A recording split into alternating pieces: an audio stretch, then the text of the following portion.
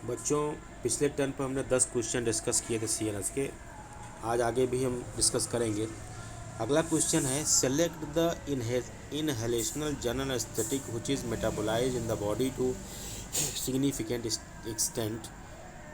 वो कौन सा इनहेलेशनल का मतलब होता है कि डोज एनेस्थेटिक्स या dose anaesthesia general anaesthesia which has been taken by the nasal route. तो इसमें हैलोथेन एक ऐसा जनरल एनेस्थेटिक है जो काफ़ी हद तक मेटाबोलाइज हो जाता है बॉडी में, इसलिए इसका एक्चुअल आंसर होगा हैलोथेन। द फॉलोइंग, नेक्स्ट क्वेश्चन है 12, the following anaesthetics can be used by the open drop method. ये मैं आपको बता चुका हूँ, that is ether. The minimum alveolar concentration of हैलोथेन होना चाहिए 0.75%, यहाँ तक हो चुका है। नेक्स्ट क्वेश्चन है 14, the following general anaesthetic has poor muscle relaxant action. देखिए, जनरल एनेस्थीसिया की जो ड्रग होती है, जब हम उसे देते हैं तो उसमें पूरी बॉडी की मसल्स रिलैक्स हो जाती है, लेकिन वो कौन सा मसल रिलैक्सेंट है या वो कौन सी जनरल एनेस्थीसिया है जिसमें बहुत कम मसल रिलैक्सेंट होता है। तो ऑप्शन दिया है ether, nitrous oxide, halothane, isoflurane. तो इसका एग्जैक्ट आंसर होगा नाइट्रस ऑक्साइड। इसमें लेस पुअर मसल रिलैक्सेंट होता है। ओके, ये आप देखिएगा।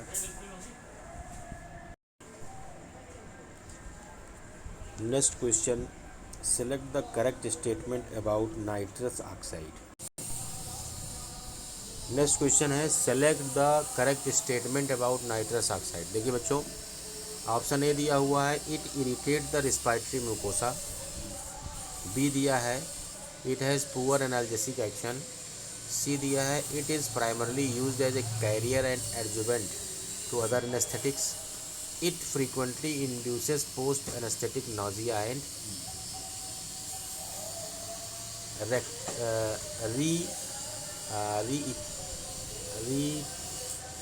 रेक्चिंग लिखा हुआ है। देखिए, यहाँ क्वेश्चन जो पूछा गया है, that is correct statement about nitrous oxide. अब पहले आपको ये जानना होगा कि what is nitrous oxide. Nitrous oxide is a poor muscle relaxant general anaesthetics है।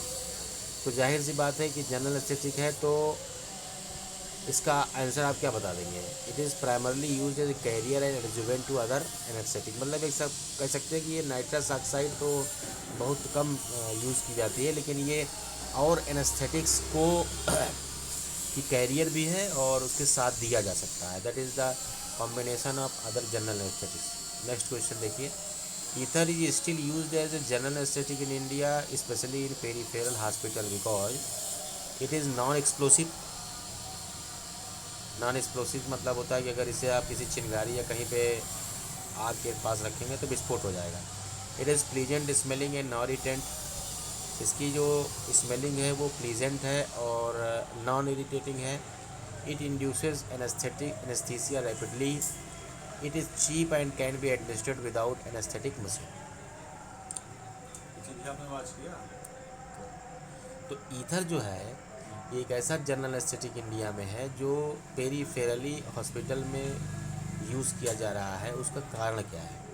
तो उसका कारण ये होता है कि इट इज़ चीप है, सस्ता है, it can be administered without anaesthetic machine, उसमें दिया जाता है।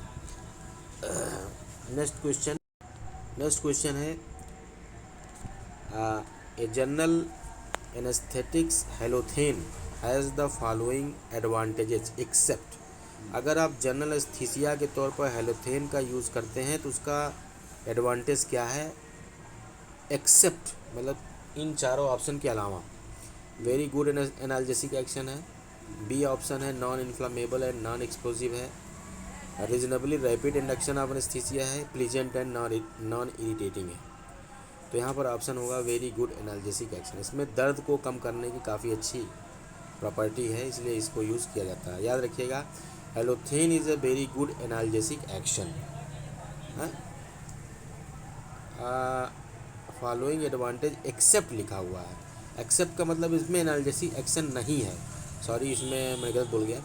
वेरी गुड एनाल्जेसिक एक्शन इसका नहीं है, एक्सेप्ट कह रहा है। The general anaesthetic having significant cardio depressant property. अब इसमें पूछ रहा है कौन सा जनरल एनेस्थेटिक है जिसमें कार्डियो डिप्रेसेंट प्रॉपर्टी भी मौजूद है, तो इसका आंसर होगा हैलोथेन। हैलोथेन is a very good cardio depressant property, मगर यहाँ साइड इफ़ेक्ट ये है अगर ज़रा सी डोज ज़्यादा हो जाए तो पेशेंट की डेथ भी हो सकती है, तो यहाँ पर ऑप्शन याद रखिएगा हैलोथेन। उसके बाद जो है नेक्स्ट क्वेश्चन है, select the general anaesthetic having the most marked uterine relaxant action. ऐसा कौन सा जनरल एनेस्थीसिया है जिसको देने पर यूट्रस में रिलैक्सेशन हो जाता है। यूट्रस समझ रहे हैं, यूट्रस का मतलब होता है कि फीमेल्स में यूटेराइन कॉन्ट्रैक्शन होता है, उस समय बहुत दर्द होता है, तो ऐसे केस में जनरल एनेस्थीसिया जो दिया जाता है वो होता है आपका हैलोथेन। देखिए हैलोथेन की प्रॉपर्टी बहुत अच्छी है, हैलोथेन का ज़्यादा से ज़्यादा जनरल एस्थेटिक्स में यूज़ किया जाता है। नेक्स्ट क्वेश्चन है, malignant hyperthermia is a rare complication of use of following. ऐसा कौन सा एनेस्थेटिक है, ऐसा कौन सा एनेस्थेटिक है जिसका यूज़ करने पर मैलिग्नेंट हाइपोथर्मिया के कॉम्प्लिकेशंस नहीं होते, तो इसका आंसर आपको मिलेगा हैलोथेन। देखिए हैलोथेन याद रखिए, हैलोथेन काफ़ी इम्पॉर्टेंट ड्रग है जनरल एनेस्थीसिया में, तो हैलोथेन का यूज अगर आप करते हैं तो malignant, what is malignant hypothermia, यहाँ पर देखिए what is malignant hypothermia. Malignant का मतलब होता है कैंसरस, और हाइपरथर्मिया का मतलब होता है कि द इंक्रीजिंग द टेम्परेचर। ठीक है, मैलिग्नेंट काफ़ी लंबे समय से जो प्रॉब्लम आ रही है मैलिग्नेंट में आ जाएगी, ट्यूमरस, कैंसरस। नेक्स्ट क्वेश्चन है, select the general anaesthetic that is particularly suitable for out patient surgery because of quick recovery and short life post anaesthetic psychomotor impairment. इसका आंसर होगा desflurane. Desflurane is a general anaesthetic that is particularly suitable for out patient surgery because of quick recovery and short life post anaesthetic psychomotor impair. Next question है, the following is true of sevoflurane accept. The following is true of sevoflurane except it induces anaesthesia rapidly and it is non-pungent, it produces prolonged post anesthetic psychomotor impairment। तो answer इसमें होगा सी।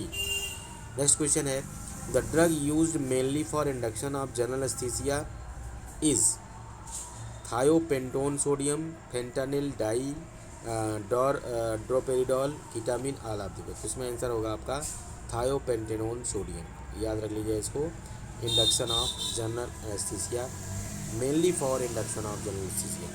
तो इस तरीके से आपके इतने क्वेश्चन कंप्लीट हो गए, इसको आप रिपीट करिएगा, समझिएगा, अगली बार मैं रिपीट कराऊंगा, आगे कुछ क्वेश्चंस फिर मैं डिस्कस करूंगा। आज के लिए इतना ही।